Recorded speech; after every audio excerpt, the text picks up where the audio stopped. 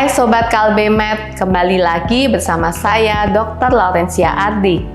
Sobat Kalbemed, tahukah Anda bahwa jumlah pasien yang menjalani cuci darah terus meningkat dari tahun ke tahun? Cuci darah atau dialisis dapat dilakukan dengan menggunakan mesin atau disebut dengan hemodialisis, yang biasanya dilakukan di rumah sakit.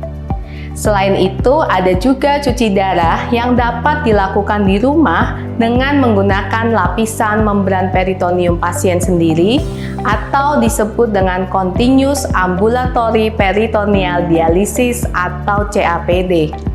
Nah, pada video kali ini saya akan membahas apa itu CAPD dan hal-hal apa saja yang perlu diperhatikan selama menggunakan CAPD.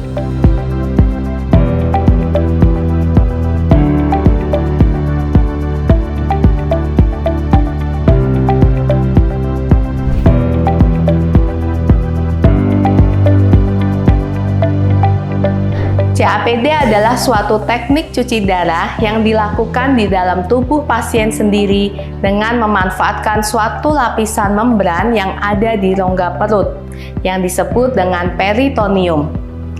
Membran peritoneum merupakan membran semi-permeable yang menggantikan fungsi ginjal dalam menyaring atau filtrasi, seperti menarik kelebihan air, mineral, dan racun yang seringkali tertimbun pada pasien dengan penyakit ginjal kronik stadium akhir.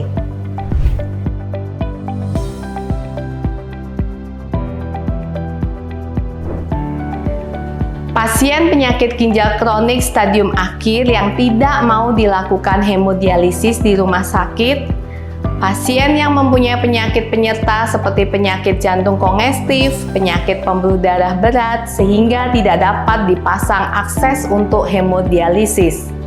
Faktor psikososial seperti pada pasien usia produktif dan masih aktif berkarir.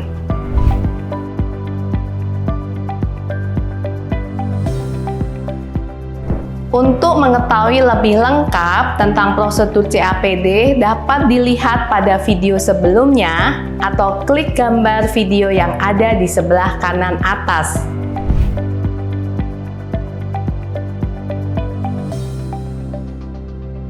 Oleh karena CAPD ini dapat dilakukan sendiri oleh pasien di rumah, maka ada hal-hal yang harus diperhatikan.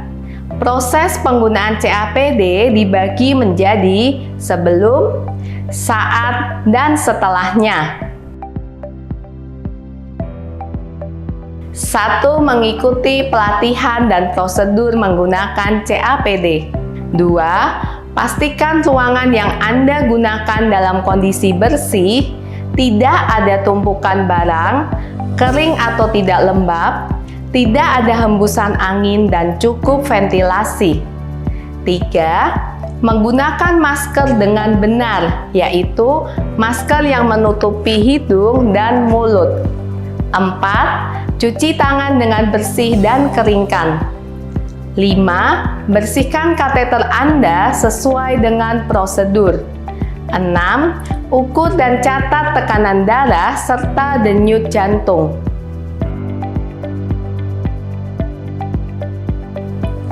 1. Siapkan dan periksa perlengkapan yang dibutuhkan untuk melakukan CAPD.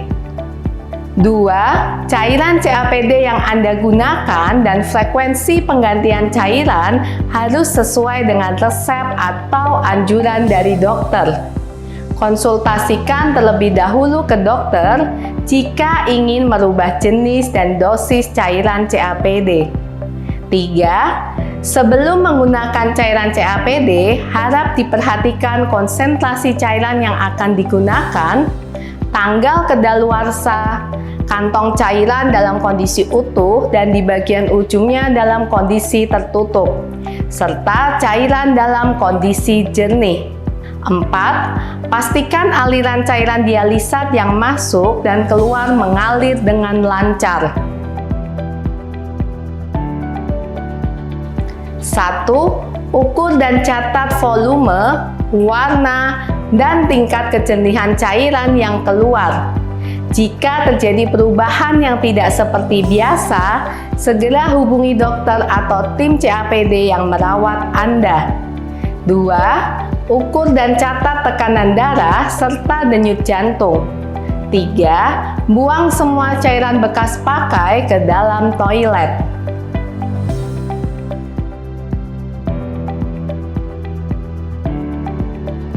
1. Pastikan jenis dan konsentrasi cairan yang Anda gunakan telah sesuai dengan resep atau anjuran dokter. Begitu juga untuk frekuensi penggantian cairannya. 2. Hitung dan catat jumlah cairan yang Anda konsumsi setiap harinya, baik yang berasal dari makanan maupun minuman.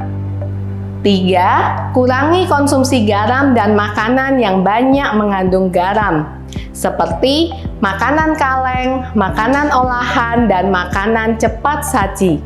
4. Ikuti petunjuk yang diberikan oleh dokter untuk jumlah cairan yang boleh Anda konsumsi setiap harinya. 5. Periksa kadar gula darah Anda secara rutin, karena kadar gula darah yang tinggi dapat memengaruhi tarikan cairan pada saat menjalankan CAPD.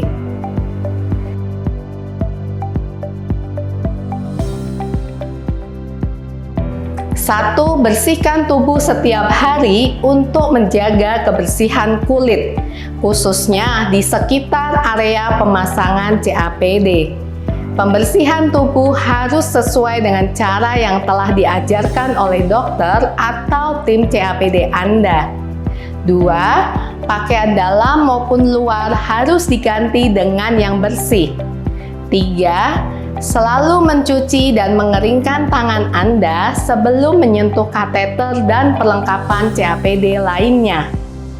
4. Lakukan perawatan harian terhadap peralatan CAPD yang menempel pada tubuh Anda segera setelah mandi.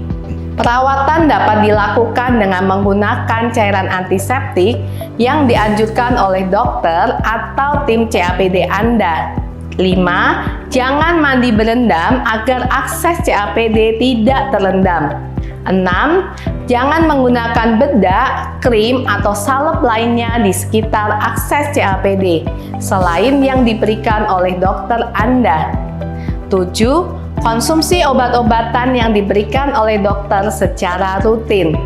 8. Segera hubungi dokter atau tim CAPD Anda jika muncul gejala infeksi atau sumbatan seperti demam, nyeri, dan kemerahan di sekitar kateter. Nah, selain hal-hal di atas yang harus diperhatikan, Anda juga harus melakukan kontrol rutin ke dokter minimal 1 bulan sekali. Demikianlah video edukasi ini, semoga bermanfaat bagi Anda, keluarga, dan sahabat Anda yang sedang menggunakan CAPD. Jika ada video edukasi lainnya yang ingin Anda ketahui, silahkan tulis di kolom komentar.